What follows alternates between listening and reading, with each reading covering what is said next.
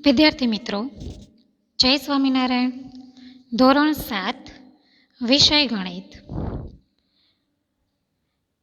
મિત્રો, આપણે પ્રકરણ 8 સમજ્યા, રાશિઓની તુલના. હવે જોઈએ પ્રકરણ નંબર 9, સમમેય સંખ્યાઓ. કોને કહેવાય સમમેય સંખ્યા?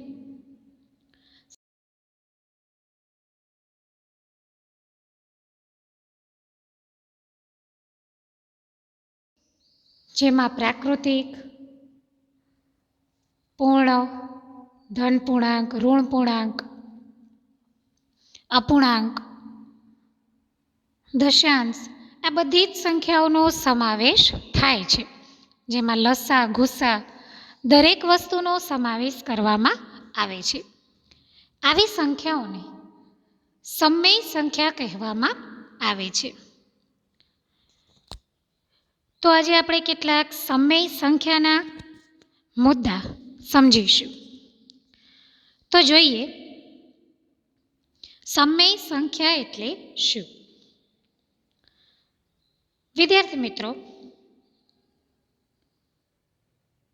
અહીંયા એક વાત કરી છે કે પ્રાકૃતિક સંખ્યા. પ્રાકૃતિક સંખ્યા એટલે કેવી સંખ્યા કે જેની શરૂઆત 1 થી થાય છે અને અનંત સુધી વિસ્તરેલી છે. પ્રાકૃતિક સંખ્યા એટલે કે જેની શરૂઆત 1 થી થાય છે અને અનંત સુધી વિસ્તરેલી છે. પૂર્ણ સંખ્યા તો કે શૂન્યનો સમાવેશ થતો, પ્રાકૃતિક સંખ્યામાં શૂન્યનો સમાવેશ થતો તે પૂર્ણ સંખ્યાઓ છે. જે પ્રાકૃતિક સંખ્યા એટલે જે 1 થી શરૂ થાય છે આ બધી જ પ્રાકૃતિક સંખ્યાને પૂર્ણ સંખ્યા જે શૂન્યનો સમાવેશ થાય છે.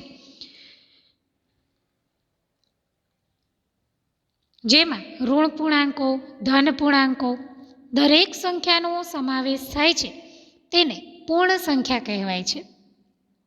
મિત્રો, આગળ પણ આપણે સંખ્યા રેખા જ્યારે સમજ્યા ત્યારે આ સંખ્યાઓ વિશે માહિતી મેળવી ગયા છીએ કે પૂર્ણ સંખ્યા કોને કહેવાય, પૂર્ણાંક, અપૂર્ણાંક, પ્રાકૃતિક વગેરે. તો એ વાત કરી કે ભાઈ 1,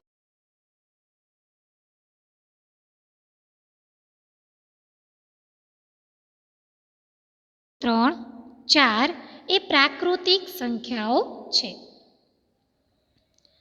જરૂરી નથી કે ભાઈ 4 એટલે સ્ટોપ થઈ ગયું. 4 પછી એટલે કે 1, 2, 3, 4, 5, 6, 7, 8, 9, 10, 11, 12, 13, 14, 15 જેવી અનંત વિસ્તરેલી સંખ્યાઓ.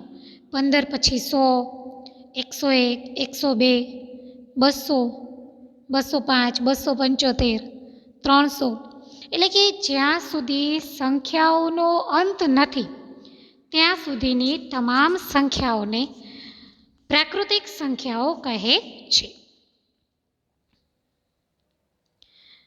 મેં કીધું ને કે ભાઈ 1 થી શરૂ થાય છે ને અનંત સુધી, અનંત કોટી સુધી વિસ્તરેલી સંખ્યા છે તેને પ્રાકૃતિક સંખ્યા કહેવામાં આવે છે.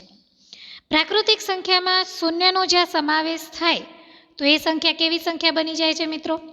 પૂર્ણ સંખ્યા. શૂન્યથી જે શરૂ થાય છે, શૂન્યથી શરૂ થતી સંખ્યાને પૂર્ણ સંખ્યા કહે છે.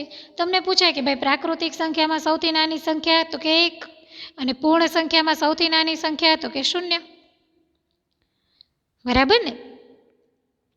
આગળ વાત કરીએ પૂર્ણ સંખ્યામાં -4, -3, -2, -1 ઋણ પૂર્ણાંકનો સમાવેશ થતા તે પૂર્ણાંક સંખ્યાઓ છે. જે પૂર્ણ સંખ્યા છે એમાં હવે પૂર્ણાંક સંખ્યાની વાત કરીએ તો કે પૂર્ણાંક સંખ્યા એટલે શું? તો જે માઇનસ એટલે કે ધન અને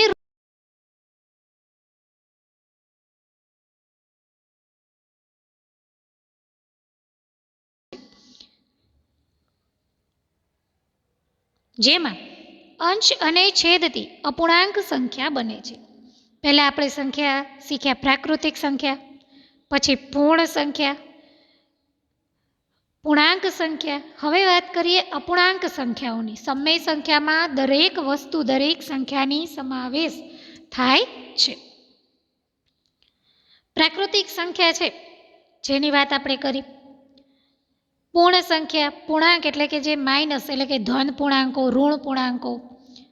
આ જે સંખ્યાઓ છે, ધન સંખ્યા છે, ઋણ સંખ્યા છે, આ તમામ સંખ્યાને કેવી કહેવાય છે? તો કે પૂર્ણાંક સંખ્યાઓ.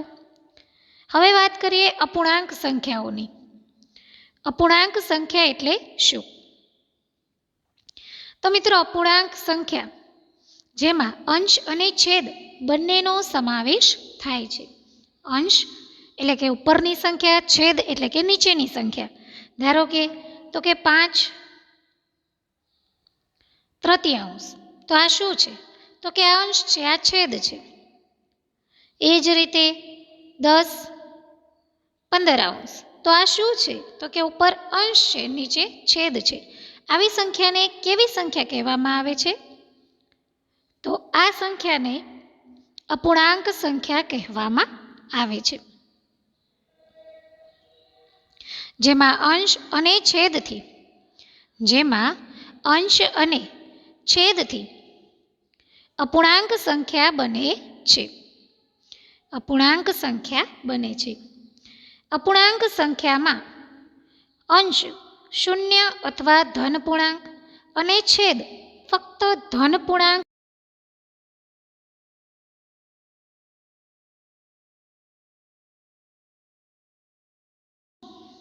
શૂન્ય અથવા ધન પૂર્ણાંક અને છેદ ફક્ત ધન પૂર્ણાંક સંખ્યા છે. આમ સંખ્યાઓનો ક્રમ આ પ્રમાણે છે. પ્રાકૃતિક સંખ્યાઓ. સંખ્યાનો ક્રમ કેવો છે? તો કે આ ખાસ બધાએ પોતાની નોટબુકમાં મેં આજે જે વિડીયો લઉં છું એ ખાસ લખવાનું રહેશે. સંખ્યાનો ક્રમ કરીને લખવાનું છે. પ્રાકૃતિક સંખ્યા, પૂર્ણ સંખ્યા, પૂર્ણાંક સંખ્યા અને અપૂર્ણાંક સંખ્યા. આ ક્રમમાં આગળની કડી એ સમય સંખ્યાઓ છે. સમય સંખ્યામાં બધી જ સંખ્યાનો સમાવેશ થાય છે, બરાબર? તો કે આગળની કડી કઈ? તો કે હવે આવશે સમય સંખ્યા, પ્રાકૃતિક સંખ્યા, પૂર્ણ સંખ્યા, પૂર્ણાંક સંખ્યા, અપૂર્ણાંક સંખ્યા, અને હવે આવશે આ ક્રમની આગળની કડી છે સમય સંખ્યાઓ. તો આગળ વાત કરીએ મિત્રો.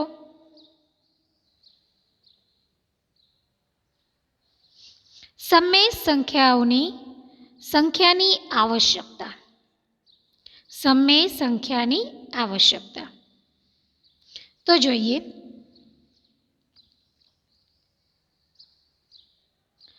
કોઈ એક સ્થળથી જમણી બાજુ 3 કિલોમીટર અંતર દર્શાવવા માટે 3 અને ડાબી બાજુ 3 કિલોમીટર અંતર દર્શાવવા માટે 3 ઉપયોગ થાય છે.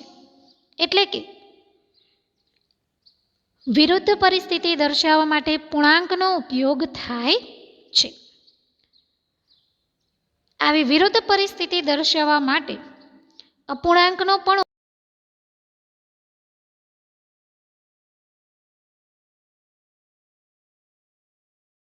દર્શાવી શકાય છે. પરંતુ 750 ઊંડાઈ દર્શાવી હોય તો -3/4. હવે અહીંયા વાત કરું તો કે આ જે વાત કરી છે કે ભાઈ જમણી બાજુ છે તો તમે એમને એમ 3 દર્શાવી શકો છો, પરંતુ ડાબી બાજુ હોય તો -3 દર્શાવીને પણ ઉલ્લેખ કરી શકાય છે. તો આ 3 અને -3 આ બંને સંખ્યા તો આપણને ખબર છે કે ભાઈ પૂર્ણાંક સંખ્યા છે, પરંતુ એને શું કહેવામાં આવે? તો એ સમય સંખ્યા કહેવામાં આવે છે. વિરોધીભાષી શબ્દ દ્વારા એને સમજાવી શકાય છે. એટલે કે વિરોધ પરિસ્થિતિ દર્શાવવા માટે પૂર્ણાંકનો ઉપયોગ થાય છે. મેં જે સમજાવ્યું કે ભાઈ કોઈ એક સ્થળથી જમણી બાજુ 3 કિલોમીટર અંતર દર્શાવવું છે, તો જમણી બાજુ છે તો જમણી બાજુ કેવી સંખ્યા હોય છે? ધન સંખ્યા હોય છે. ડાબી બાજુ ઋણ સંખ્યા હોય છે. તો જમણી બાજુ જે ધન સંખ્યા આપણે દર્શાવીએ છીએ તો એને ધન સંખ્યા એટલે કે 3 પ્લસની નિશાની નથી કરતા, પરંતુ પ્લસના આધારે દર્શાવી શકાય.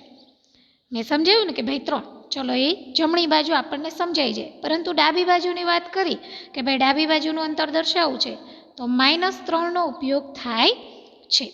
કેવો થાય છે? -3. તો આ 3 અને -3 એકબીજાની વિરોધાભાસી સંખ્યા છે.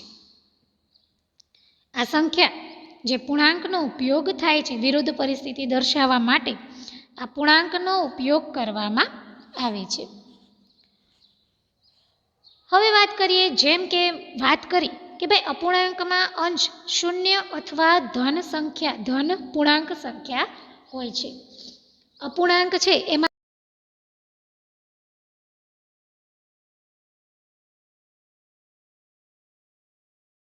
ઉપરની સંખ્યા છે એ શું છે તો કે અંશ છે, નીચેની સંખ્યા છેદ છે. અપૂર્ણાંકના અંશમાં કે છેદમાં ઋણ પૂર્ણાંક સંખ્યા હોય તેવા પ્રકારની સંખ્યા પદ્ધતિનો વિકાસ જરૂરી બન્યો, માટે સમમેય સંખ્યાનો ઉદ્ભવ થયો છે. અપૂર્ણાંકમાં અંશમાં કે છેદમાં ઋણ પૂર્ણાંક સંખ્યા હોય તેવા પ્રકારની સંખ્યા પદ્ધતિનો વિકાસ જરૂરી બને છે. અંશમાં ઋણ પૂર્ણાંક પણ હોઈ શકે છે, ધન પૂર્ણાંક પણ હોઈ શકે છે, જેના માટે આ સમમેય સંખ્યા ઉદ્ભવી છે. આગળ વાત કરીએ, સમમેય સંખ્યા એટલે શું? કોને કહેવાય સમમેય સંખ્યા? સમમેય સંખ્યા એટલે શું? તો જોઈએ કે સમમેય શબ્દનો ઉદ્ભવ ગુણોત્તર પરથી થયો છે. સમમેય શબ્દનો ઉદ્ભવ ગુણોત્તર પરથી થયો છે. પી અપોન ક્યુમાં પી અને ક્યુ બંને પ્રાકૃતિક સંખ્યા છે. તેને ગુણોત્તરમાં લખવું હોય તો આપણે આગળ પણ સમજ્યા હતા કે ભાઈ ગુણોત્તર પી ગુણોત્તર ક્યુ. તો આ શું છે? ગુણોત્તરમાં લખ્યું પણ આ એક સમમેય સંખ્યા છે. એની જગ્યાએ કોઈ તમે સંખ્યા પણ લઈ શકો, જેમ કે 5 ષષ્ઠમાં અંશ, તો એને ગુણોત્તરમાં લખવું છે તો કે 5 ગુણોત્તર 6. તો આ રીતે પણ તમે લખી શકો છો. તો આ સમમેય સંખ્યાનો ઉદ્ભવ કઈ રીતે થયો, શેના દ્વારા થયો? તો સમમેય સંખ્યાનો ઉદ્ભવ ગુણોત્તર પરથી થયો છે. ખાસ ધ્યાન રાખવાનું કે ભાઈ સમમેય સંખ્યાનો ઉદ્ભવ શેના પરથી થયો? તો ગુણોત્તર પરથી.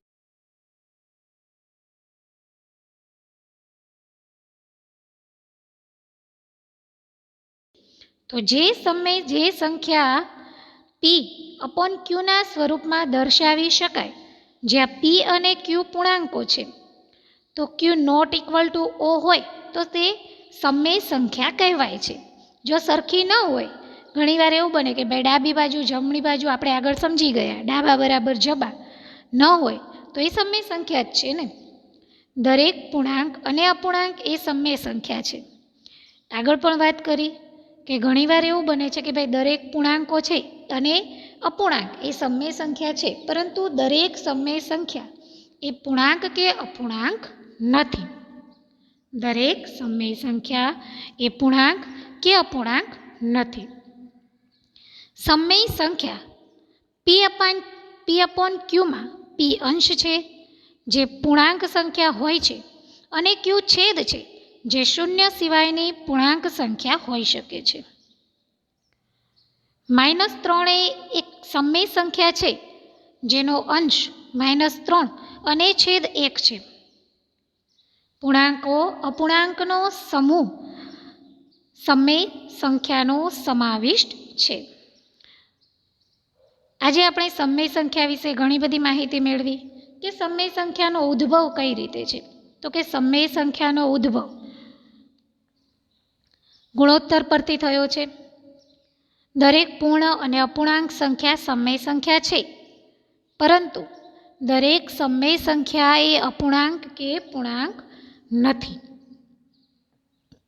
આગળ વાત કરીએ તો કે સમમેય સંખ્યામાં શૂન્ય સિવાયની પૂર્ણાંક સંખ્યા હોઈ શકે છે. શૂન્ય સિવાય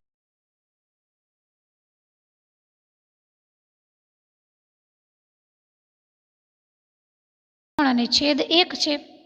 છેદ નીચે આપ્યો નથી તો એ છેદ 1 છે. તો પૂર્ણાંકો અપૂર્ણાંકોનો સમૂહ, આ દરેક વસ્તુ સમમેય સંખ્યા સમાવિષ્ટ થાય છે. તો મિત્રો આજે આપણે જે સમમેય સંખ્યા વિશે માહિતી મેળવી, આ માહિતી દરેક વિદ્યાર્થી મિત્રોએ તમારી જે ગણિતની આપણે વ્યાખ્યા માટે જે રફ નોટ બનાવીએ છીએ એમાં આ વ્યાખ્યા લખવાની રહેશે અને આના દ્વારા જ તમે આગળના દાખલા શીખી શકશો. જય સ્વામિનારાયણ મિત્રો.